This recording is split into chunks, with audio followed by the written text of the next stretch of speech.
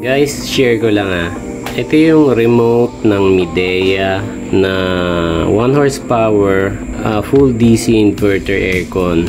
Tapos ito yung kanyang model number or parang part number. Pansin ko lang dito, medyo hindi firm yung kapit nitong cover na to.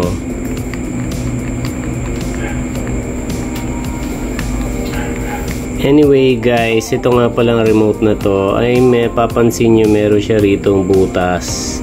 Pasokan to talaga ng hangin para pumasok dyan yung ambient temperature nung kung nasan man tong remote na to. Kung nasa room kayo, pwede nyong malaman, may built-in siya na sensor para sa temperature nung ambience.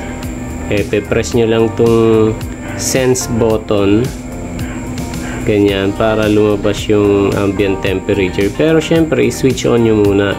Wala naman dito yung aircon kaya nandito ako sa sala. Pag switch on nyo yan, mag-open yung LCD nya and then i-press nyo tong sense.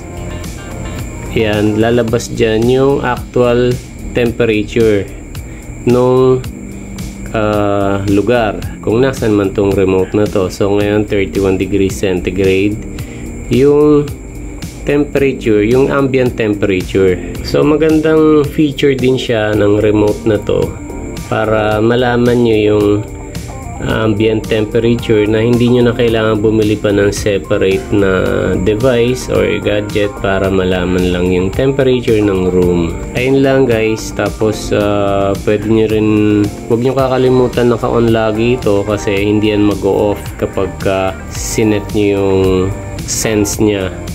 So parang hindi maubos yung battery, i-off nyo ulit.